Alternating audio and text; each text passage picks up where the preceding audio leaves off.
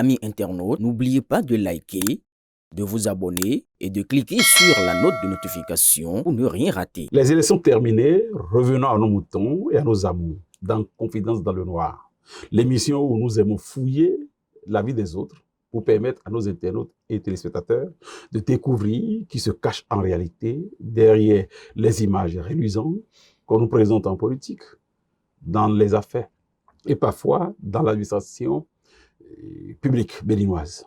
Dans le cadre de ce même exercice que nous recevons pour vous, chers téléspectateurs, la crème de la jeunesse du septentrion, celle de la 8e circonscription électorale, et plus précisément de Parakou, Bilal Yakoubou. Avec notre invité, nous allons revisiter la campagne du candidat de la jeunesse béninoise, Romeo Wadahi, son élection, ainsi que la présence en politique de notre invité de ce jour. Mesdames, Messieurs, bienvenue dans votre émission préférée, Confidence dans le Noir, qui se propose de vous faire découvrir un homme que l'on dit discret, mais dont les actions portent et parlent pour lui. Mesdames, Messieurs, merci d'être des nôtres. Monsieur Bilal Yakoubou, merci de nous faire confiance et d'accepter de venir sur notre émission. Bonjour, monsieur le journaliste. Merci pour votre invitation et je suis très ravi d'être avec vous ce matin. Merci. On connaît l'homme politique, on connaît le philanthrope, on connaît le ciment de la jeunesse. Mais en réalité, qui est Bilal Yakoubou dans tous les sens, à savoir sa formation, comment il a étudié, où est-ce qu'il vit, qu'est-ce qu'il fait et pourquoi il est à Parakou aujourd'hui. Bilal Yakoubou, bon, je suis un jeune cadre issu de la diaspora, comme on dit communément. Donc ça pose le décor, ça veut dire que je vis essentiellement en France, plus précisément à Paris. Alors, on va commencer par le début. Je suis natif de Kandy, mais je suis originaire des Deux Nord, comme je dis souvent. Papa de Parakou et maman de Kandy. Alors, j'ai essentiellement fait mon parcours primaire et secondaire à Cotonou, donc au collège catholique Père-au-Pied. Donc après un bac scientifique, j'ai poursuivi mes études universitaires en France. Donc à Marseille. Donc j'ai fait un master. Ça veut dire que papa avait moins pour vous envoyer en Europe étudier. Oui, Dieu merci. Disons Dieu merci. Donc j'ai fait un master en actuariat, donc ou ingénierie mathématiques statistiques actuarielle, que j'ai complété plus tard, après quelques années d'expérience professionnelle, par un master en finance, option finance d'entreprise d'une école de commerce. Donc mes expériences professionnelles partent d'un cabinet spécialisé en actuariat. Ensuite, quand vous dites naturia, ça veut dire quoi? En fait, l'actuariat, c'est un peu, pour dire ça un peu simplement, c'est la gestion des risques en milieu assurantiel. Très bien. Tout simplement, pour faire simple, sans rentrer dans les détails. Donc, comme je disais, mon parcours professionnel, c'est de noter à partir d'un cabinet spécialisé en actuariat. Ensuite, direction risque d'entreprise, le groupe d'assurance, pardon. Ensuite, direction financière de multinationales. Et ensuite, cabinet d'expertise comptable et transformation finance. Pour finir, ma présence à Parakou, comme vous l'avez vu, relève d'un profond engagement citoyen vis-à-vis de ma population. Comme je l'ai dit, je suis issu des Deux Nord, de Parakou en particulier. Est-ce qu'on peut... Qui est papa, qui est maman? Oui, bien sûr. Alors, papa est un ancien haut cadre dirigeant du port autonome de Cotonou, aujourd'hui à la retraite. Le nom, le prénom? Le nom, prénom, Yakoubou Mohamed. Donc, ça me dit quelque chose. Voilà. Aucun le connaissent, quand même. Si je dois aller loin, pour qu'on puisse mieux l'identifier, disons que c'est le jeune frère de l'ancien ministre de la fonction publique, Yakoubou Assouman. Oui, Yakoubou Assouman, en effet. Voilà. Donc, il est assez connu. Donc, généralement, je passe par lui pour expliquer un peu ma filiation. Mon maman est médecin spécialiste en gynécologie qui exerce toujours en France. Voilà. Donc, maman ne vit pas ici? Non, maman ne vit pas ici, mais est toujours ici. On va dire ça comme ça. Très bien.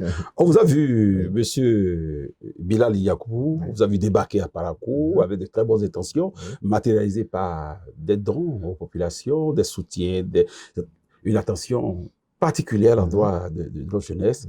Mais C'est curieux, c'était à la veille des élections. Oui. Et chose curieuse, vous n'avez pas été candidat sur une liste. Est-ce qu'une ruse pour mieux vous préparer pour les élections à venir, les élections générales de 2023? 33. Non, 33. absolument pas. Absolument Parce pas. que vous étiez là, vous avez fait la campagne, c'est vrai, vous avez soutenu votre candidat, le candidat de la jeunesse, mais avant ça, pour les législatives communales, vous n'étiez pas sur une liste, vous avez juste travaillé. Tout à Donc, fait. ils disent que bon, voilà un jeune petit d'intelligence et de ruse qui Merci. veut se positionner pour 2023. Non, absolument pas, qu'il se rassure. Mon ambition je n'ai aucune ambition électorale, que ce soit d'ailleurs, comme vous l'avez dit, passé ou futur dans 7 ans. Ce ne sera même pas rusé de ma part de parler d'ambition électorale dès maintenant, ça n'a pas de sens. Non, ma seule ambition est vraiment d'accompagner le développement de ma localité, de ma circonscription et du pays en général. Et à mon sens, cela passe par une adhésion totale et une conviction forte que j'ai au projet du président élu son Excellence, M. Romuald Wardani. Oui, vous avez mouillé ma maillot visiblement pour lui. Mhm. Est-ce que vous connaissez, est-ce que vous a mandaté? Parce que pour quelqu'un qui est dans le social, qui s'invite en politique de cette manière-là, souvent, c'est quand il a mandat pour faire le job qu'il le fait. Est-ce que le président lui vous a mandaté? Et là encore, je vais vous étonner, non, absolument pas. Et d'ailleurs, je vais peut-être en surprendre plus d'un. Je n'ai pas eu l'honneur de le rencontrer, ni d'échanger avec lui. Donc, pour vous répondre clairement, non, je n'ai pas été mandaté par son Excellence. Comme je l'ai dit, ma présence sur le terrain active est issue en fait de 2 facteurs très importants qui m'ont guidé. Le premier déjà, il faut le dire, c'est,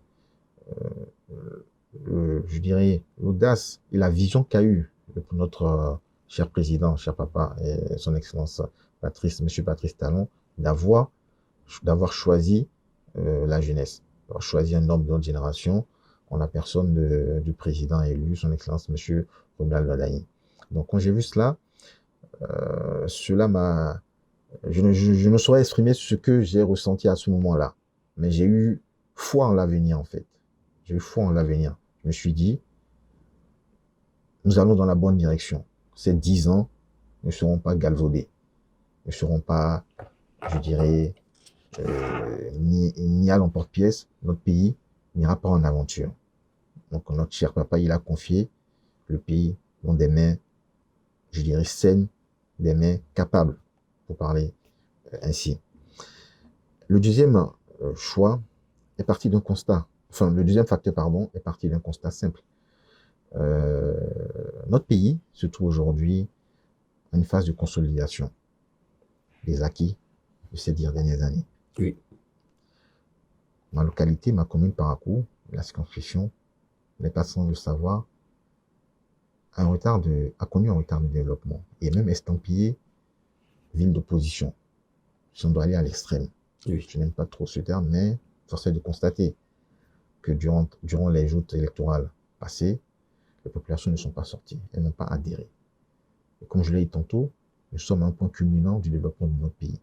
Et en tant que ville à statut particulier, nous ne pouvons pas rester en marge de cela. Donc il fallait agir. C'est cela qui a guidé ma présence sur le terrain de cette manière. C'est-à-dire remettre Parakou de la 8e, si je puis dire, dans le droit chemin. Dans le chemin du développement, tout simplement. C'est toujours ça qui m'anime. Voilà. Et pendant ce développement, nous allons suivre, si vous le permettez, avec la bénédiction de la cabine technique, une séquence de projet de société de votre candidat, heureusement élu. Oui. Si la cabine est prête, qu'on suive cette séquence-là pour voir. Il y a une deuxième réalité que nous avons décidé d'affronter, de résoudre. Aujourd'hui, quand vous avez une urgence vitale et vous allez dans nos hôpitaux, on exige de vous de payer d'abord. Ne serait-ce que les formalités administratives pour voir qui vous êtes peuvent vous faire perdre la vie.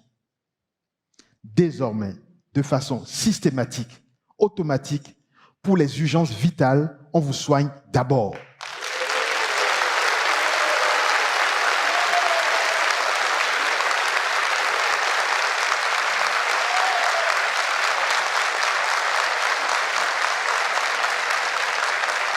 Il n'y aura plus au Bénin de décès liés au fait qu'on attend de faire des formalités, on attend de payer, on attend d'amener la facture. Non.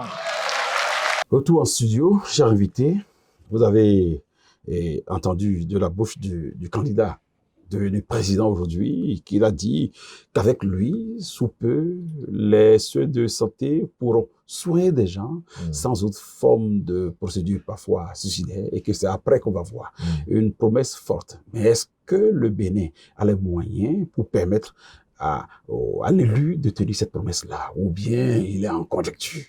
Déjà, si vous permettez, monsieur Tako Perrotima, d'appeler cher grand frère, oui, merci. De revenir quand même sur cette proposition, qui n'est pas n'importe quelle proposition, il faut le souligner. On parle là d'une proposition qui est quand même profondément humaine ou socialement juste. Socialement juste. Socialement juste. Je pèse mes mots. Oui. Parce que, d'une part, en permettant aux populations de pouvoir se soigner en cas d'urgence vitale avant de payer, on parle du principe, on soigne d'abord, on règle les dus après. Donc pour moi, on replace en fait l'humain au centre de l'action publique et au centre du système de santé, ce qui est une chose qui est très importante. D'autre part, je parle d'une équité sociale, parce qu'on remet les riches et les pauvres au même pied d'égalité. Comme on dit, un accident grave ou une urgence, elle ne prévient personne, elle peut toucher tout le monde. Oui. Donc il n'est pas normal que les plus démunis puissent s'en pâtir parce qu'ils n'ont pas les moyens de regrouper toute la somme. Voilà. Donc pour moi, c'est l'essence même d'un État protecteur. Et avec cette mesure, on redonne confiance à nos citoyens, déjà à nos hôpitaux et ensuite à l'action publique de l'État. Maintenant, quant aux moyens de pouvoir réaliser cette mesure, dois-je vous rappeler que quand son Excellence, le président M. Patrice Talon a commencé son mandat, 10 ans après, regardez où nous sommes. Quand on parle en termes d'infrastructure, en termes de cadre de vie, en termes de route, c'est colossal. C'est extrêmement colossal. Où est-ce qu'il a trouvé l'argent pour réaliser tout ça? Cela nous ramène encore au choix du président élu, son Excellence M. Ouaddaï, qui a été l'architecte financier des 10 ans passés. Donc, lui confier le pays pour le prochain mandat, pour moi, c'est une garantie, c'est même une caution qu'on trouvera les moyens nécessaires, les dispositifs nécessaires pour réaliser cette mesure. Notre président élu ne part pas dans le vide, il ne fait pas une mesure. En tant que financier, je sais comment on raisonne. Enfin, en toute humilité, je pense savoir comment on raisonne. On ne donne jamais une mesure tant qu'on ne sait pas comment elle est financée. Vous êtes financier et vous êtes dans votre jargon. Voilà. Donc quand on dit une mesure, c'est qu'on sait comment elle sera financée et vous le verrez vous-même.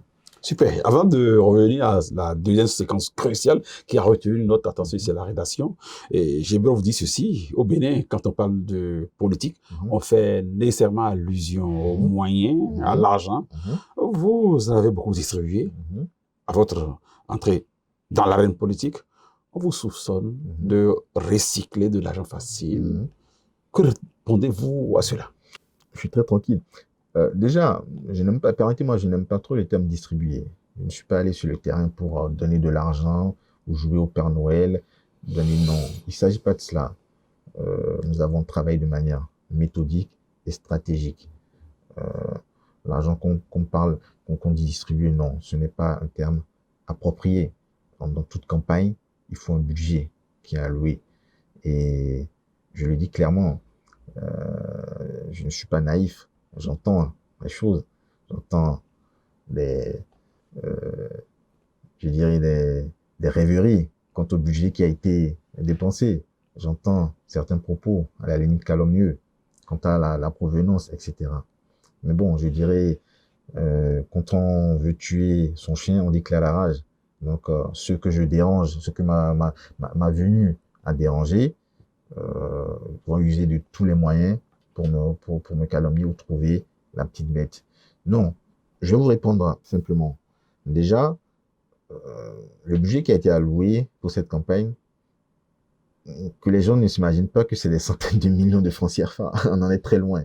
Vous êtes financier, vous savez dépenser de l'argent. Exactement, on en est très loin. Si vous voulez, en quelques minutes, je peux vous dresser rapidement un bilan rapide, mais ce n'est pas l'objet de notre échange. Juste pour remettre l'exemple du village, ne m'imaginez pas que la POF vient dépenser des centaines de millions. La deuxième chose, je suis un jeune cadre issu de la diaspora. J'ai une vingtaine d'années en France.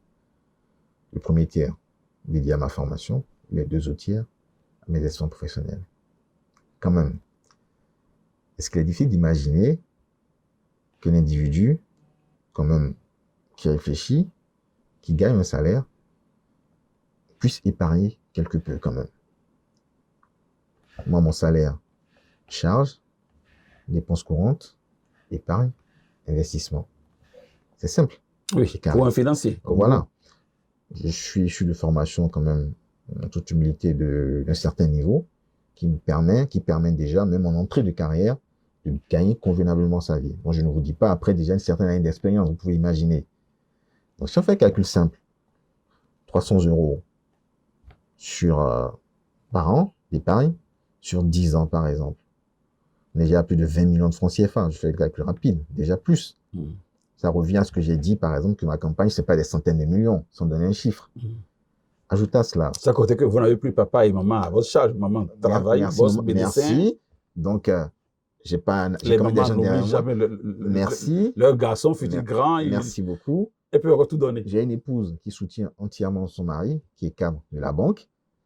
En plus. Bon, je pense que vous voyez où je veux en venir. Nous serons gâtés alors, chers amis de la technique, à la fin de cette émission. Espérons.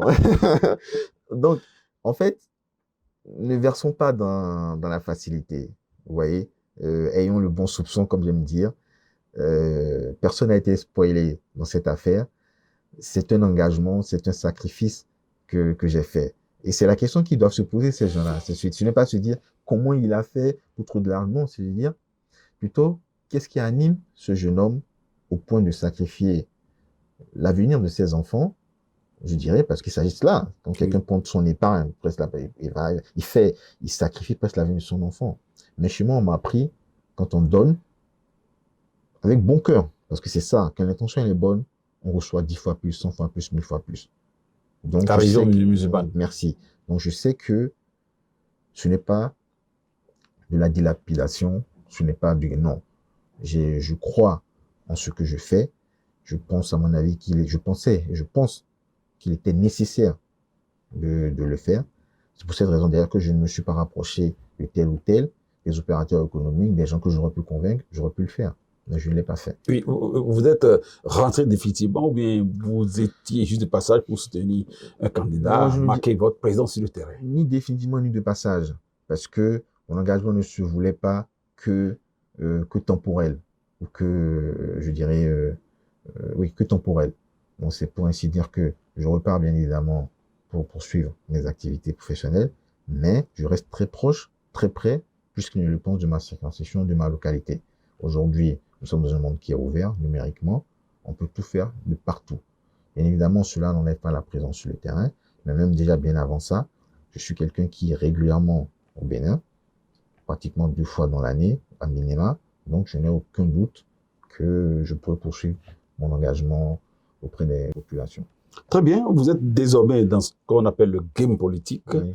Et est-ce qu'on peut avoir une idée de vos rapports avec vos doyens, que sont Rachid Bramansi, Charles Toko et le ministre Dambi? Non, je sais qu'ils encouragent ce que je fais. Ils encouragent vraiment ce que je fais, j'entends. Ils ont accompagné à leur manière mes actions. Et déjà, il faut que je vous dise que je leur donne un profond respect. Parce que chez nous, on place le respect des années, c'est comme un totem. Donc, ceux que vous avez cités, M. Badamansi, M. Charles Toko et M. Adambi, sont mes parents. Donc, mes aînés, c'est mes parents. Donc, je leur voue un profond respect déjà d'une part. Et aussi d'autre part, pour tout ce qu'ils ont eu à accomplir ces 20 dernières années. On ne fait pas 20 ans d'activité politique au chevet des populations, au chevet du pays sans avoir un amour de la patrie. Donc il faut le leur reconnaître, il faut le leur donner. Et eu égard à cela, franchement, je les respecte énormément.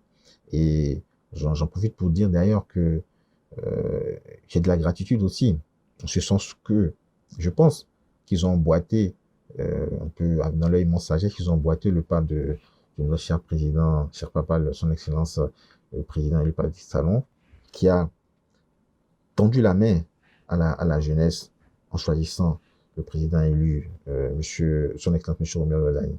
Donc, en voyant que mes parents ne se sont pas positionnés sur les listes électorales, déjà dès les législatives et municipales, qu'ils ont fait la promotion des jeunes sur les listes, on a pu le voir. Je me suis dit que c'est un signal fort, c'est un message fort. Donc, gratitude. Donc, j'ai saisi la balle au bon pour les rendre fiers. Je pense qu'avec ce qu'on a fait, on a réussi à mettre quand même le taux de participation de notre localité au plus haut. On s'en partait de loin, ce n'était pas gagné d'avance. Je pense qu'ils peuvent être fiers de cela et se dire que la relève est assurée. Et le maire de Parakou, qui est jeune comme vous? Oui, bien évidemment. C'est ensemble que nous allons actionner le développement, accélérer le développement de notre localité. Donc nous travaillons main dans la main. J'ai déjà eu l'honneur de le rencontrer assez brièvement et je sais qu'il a accompagné les actions sur le terrain. Et comme je l'ai dit, nous voulons faire front commun face à ce qui nous attend, c'est-à-dire le développement de notre localité.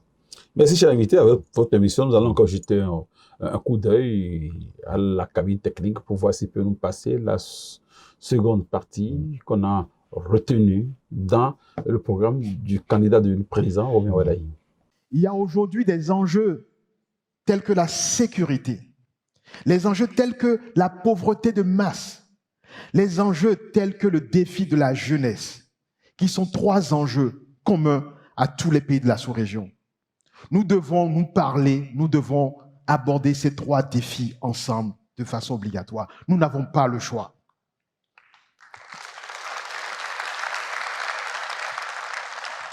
Nous allons saisir l'occasion du renouvellement à la tête de l'État pour repartir encore vers certains de nos voisins qui peinent à nous faire confiance.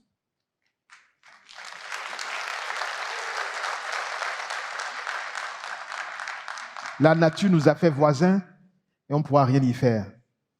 Autant collaborer davantage, aller plus loin dans les échanges pour apporter plus vite la prospérité, la sécurité pour tous. À nouveau dans le studio, cher invité, vous avez entendu votre candidat devenu président dire au sujet de nos voisins, à savoir le général Abdourahmane Tiani, le capitaine Ibrahim Traoré, le général Assimi Goïta, Fort et Sozima Yassibé, de nos voisins, ils comptent profiter du changement à la tête de l'État béninois pour renouer les relations avec ces messieurs.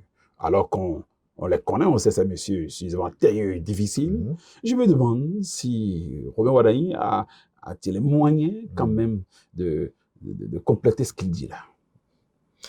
Chez M. Takou, honorable grand frère, Merci. c'est un témoin. N'avez-vous pas confiance en son excellence, M. Patrice Talon? Au journaliste, je suis toujours sur le qui-vive, j'observe. Je ne tire les conclusions qu'après c'est fait. Si, vous savez, seul un génie peut en reconnaître un autre. Vous êtes d'accord avec moi? Très bien. Bon. N'ayez aucune réserve sur le choix de notre cher papa, son excellence M. Patrice Talon, en la personne de son excellence M. Romuald Wardani. N'ayez aucun doute sur sa capacité à nous fédérer à nouveau et à nous rapprocher de nos voisins. Parce que, comme vous le savez, il a dit d'ailleurs dans son discours, nous n'avons pas le choix. Nous n'avons pas le choix. Oui, non, pas le choix. Voilà, c'est très important. À partir de là, je sais qu'il trouvera les solutions. Si déjà il ne les a pas, parce que comme j'ai dit, j'aime à penser que c'est quelqu'un quand il dit quelque chose, c'est qu'il a déjà 2-3 coups d'avance et qu'il sait déjà comment y parvenir. Il tout ressemble à simplement. son prédécesseur. Exactement. Donc, comme on dit chez nous, aux âmes bien nées, la valeur n'attend point d'année. Il ne s'agit pas là de jeunesse, j'en passe. Il s'agit de compétences, d'excellence. Et j'ai totalement confiance en notre président élu et je pense qu'il vous surprendra très, très agréablement. Je pense que nous en rediscuterons ici dans quelques temps. Probablement, je ne sais pas si vous m'invitez encore. Oui, vous êtes toujours les bienvenus sur notre chaîne. Et Monsieur Bilal Yacoubou, nous allons au thème de notre émission. C'est peut-être un peu court selon vous, vous qui avez beaucoup pas dit. On va rester dans le timing. Si vous voulez, on peut rester toute la journée. Je n'ai pas de problème. C'est pas grave. Est-ce que vous avez un mot pour clôturer cet entretien? Oui, bien évidemment. Déjà, permettez-moi d'adresser vraiment des remerciements sincères à notre président, son Excellence Patrice Talon. Malheureusement, je n'ai jamais eu l'honneur de pouvoir le rencontrer. Sinon, je lui dirais ô combien notre génération est fière de lui. Vous serez ici à l'investiture, non? Vous allez peut-être lui trouver une carte. J'en sais rien. Ah non. Je ne sais Moi, pas. je suis journaliste, je n'appartiens pas. Je vais peut-être lancer un appel alors. Oui. En tout cas, je lance un appel alors, qui m'entendra, voilà.